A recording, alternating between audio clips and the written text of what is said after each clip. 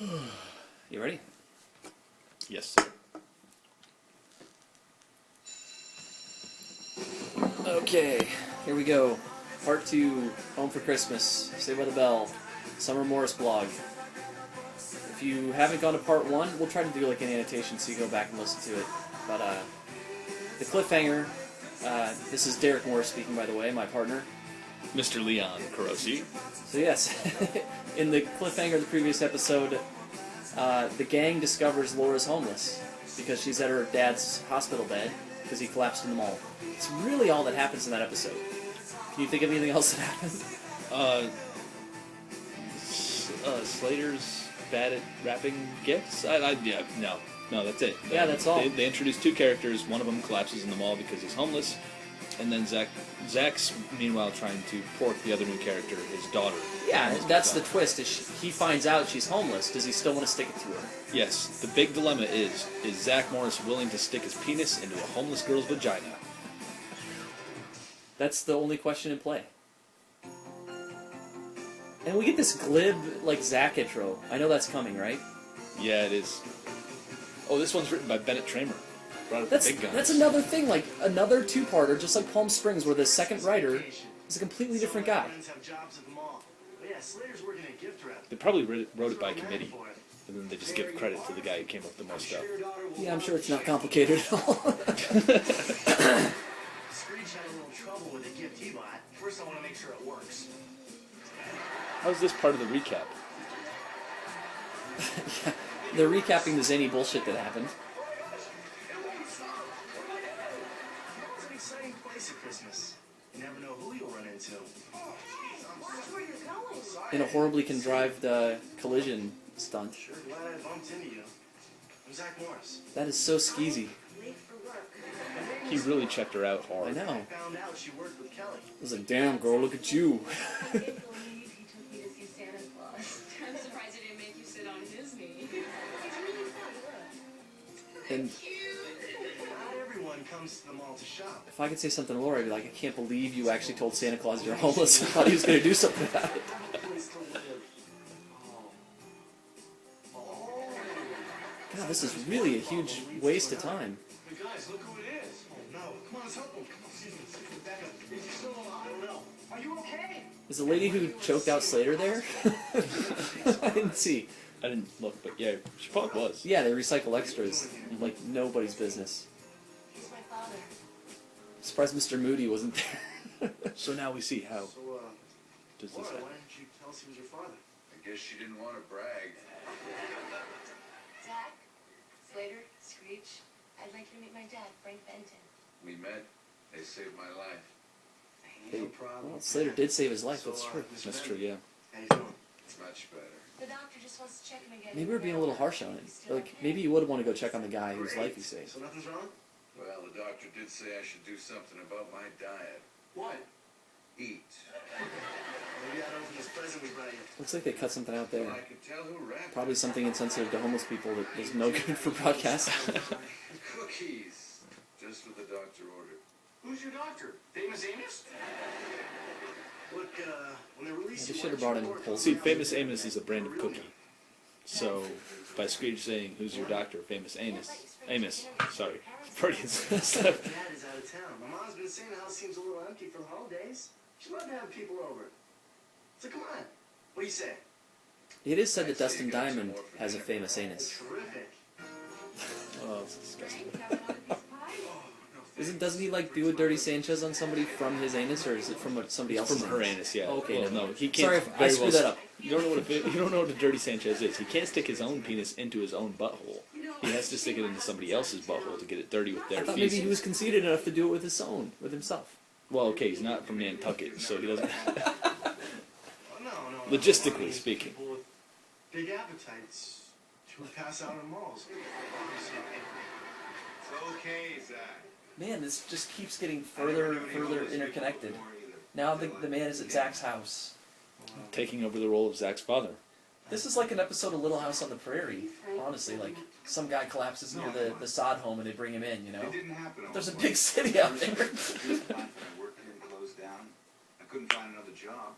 So I'm just working the trail here. So we were homeless. looking for a blacksmith. You're gonna find better opportunities. But all I found was a warmer place to be unemployed. Dad's tried to get jobs. I guess it's hard. Yeah, I go for an interview, but I have no home address, no phone number, and just one rumpled suit, so they hire someone else every time. Dad, it's getting late. We better go. Doesn't really make sense. An educated man in the mid-90s can definitely get a job. Well, I mean, they were in the midst of a pretty terrible recession when this episode was We'll see filmed. you tomorrow at the cliff. When was this? 1991, 92? Yeah, or 93. Oh, Man, Yeah. what a jerk. I guess that. Maybe the jerk's still my boss, and right now that job's all we've got. And it's quite a lot. And it should be able to, afford them As plenty you've of established, luxuries. the biggest part of any American home's expenditure is where they live. And if you're homeless and you're pulling in that kind of money, Even if it is just $8 an hour. you'd have a suit in like 4 days. At least. Thanks for asking. So Especially that they're not eating. Good night, sir. Good night, Mr. But they do have a whole... He's starving himself, and And now he has a giant package of cookies to eat. It's going to be great fuel to get back out there and get a job. yeah. And Zach's mom holds him tight, like, thank God we have a home. You guys pitching in and helping me. Oh, no problem, Mom. There's nothing I'd rather do on my Christmas vacation than get up at 7 in the morning and work. For free. Kid's an ingrate. Hey, Zach, want some of my breakfast? It'll help wake you up. Egg foo young and extra garlic sauce. That sounds pretty good. Why is that funny? Buddy. Not funny. Screech, just Yeah, seriously, please don't g- breathe near me for goes out of his way and buys whatever he wants, any food he wants. Yeah. Like, we're supposed to be grossed out because there's extra garlic sauce. Yeah. And Zach says, don't I breathe near love me. getting up early. Garlic sauce is really good. Garlic makes just about any food better. Especially when I have a chance to take you out for breakfast. Breakfast? Yeah, now that I know you're homeless, I'm totally going to buy you food all the time. Have you heard of fast food? There you go. Have one. Didn't even buy it, he just picked it up from the... Have a dozen. One's plenty, Zach. Thanks. That's a recurring joke, have a dozen. Yeah. You know, it's really nice having An a odd friend recurring again. joke. What do you mean? People shy away from you when you're homeless. It's almost like they think it's contagious. Isn't I'm it? Sure things will change. Yeah, well, that's what I told myself 6 months ago. Now I'm not so sure. So they're complicating things the way they usually do. Like, Zach is overly insensitive to whatever this girl's got going on in her life. Whether she's heavy or can't walk or has no home. On the telephone. He figures that out and he overemphasizes every interaction with that until he learns to dial it back, and then everything's fine. Yeah. Hey, Laura, want some sweet and sour squid? No thanks. Even I'm not that hungry. Sweet and sour squid sounds really good. I would love to have that. I'd love to try that. That'd be delicious. Yeah. She probably would have eaten that. Let's be honest. Yeah. You know, if she wasn't trying to make Zach think that she's fighting. What did he give her, a donut and a coffee? Like, here's some actual protein. Hey, he'll be happy to give you the money if he knows he's getting it right back from you. So Zach seems to think you can just feed homeless people off with some garbage. Donuts and cookies and coffee. Pretty much. And now we're introduced in this episode to Mr. Moody. Well, we saw him in the last episode. Yes, but for this episode we're introduced now we see to that Mr. he's Moody. an even gianter dick than we thought. Well, I mean, he Stop wondering. No. He knows she has no home because she signed up for a job application and didn't put a home down. would imagine so. Please, Mr. Moody. This is Laura's only chance to buy a Christmas present for her father. She's homeless. What? If I knew she was homeless, I wouldn't have hired her. People like that steal. Oh, come on, Mr. Moody. Laura just needs a small favor to buy that jacket. Wow, Mr. Moody is like the #1 whore in the Capitals gangbang. Hi, Zach. What a dick. Can I interest you in something a little more contemporary? He could have just fired her right on the spot. If I knew she was homeless, I'd fire her. Right? That's the line. Come on, time to get ready for the show. Instead, he decides he can humiliate her a little bit. Mr. Moody, I'll be back at 1:30. Mr. Moody, you are making a very big mistake not letting Laura off work today. Oh yeah, why? See, now, if you let her be in our show today, I guarantee you it'll double your business. Double my business? Step into my office. It's time to play Let's Make a Deal. Zach's gonna get me fired. Laura, Zach would never do anything to hurt you. What is this shit? I don't know. We haven't said anything. We're just here, sitting here stupefied. Just like sighing heavily, being bored. You're amazing. How in the world did Later. You got 20 minutes to learn your part. Come on. So now it's devolved into an adventure episode, right? Like, Okay, but hurry up. we're on a capricious run through the mall where I'm helping you take time off of work and get the suit that you need, and I get you home on time, undamaged. Wait, that girl's... She was at the attic. Yes, she was! That was She the was fucking the loser! Yeah, the AC Joanna. bored the shit out of her. Joanna, Yeah. right? Wasn't that her name? I don't remember. I believe so. Yeah, he showed her pictures of his girlfriend, and she's like, we're leaving. Yeah. That's amazing. Good catch, dude. I never even noticed that before. Neither did I until just now. Hope you're good at ducking tomatoes. For those of you who aren't able to see that, it's the woman behind the desk at Moody's. She's actually the chick that Slater tried to get close to at the attic. Close to. He tried to get his rocks off until he remembered that he was dating Jessie, and then he spent the entire night boring her with stories about Jessie. Yeah. And then she's like, we gotta go. Because she wanted to get his rocks off inside her. Yes. When you put it that way. So all of our extras are back to watch the production now. Yeah, one tomorrow off, I suppose. Oh. Man, it's going to be really hard to sit here and do any commentary, any meaningful worth over this. This is just terrible. Poor excuse for picking a man's pocket every 25th of December. Please, sir. All right. Stay home tomorrow. But be here early the next morning. Thank you, Mr. Screech's, Merry Christmas. Ebenezer Scrooge is worse than Screech's Al Bundy. Yeah. Ah, humbug. Will you come back? That's one of the major downfalls of the producers, directors, and writers of this show is they think that Screech is magically talented with this ability to do impressions of people. And they're always terrible. It's exactly what I mean. Oh, and Christmas Eve. Come on.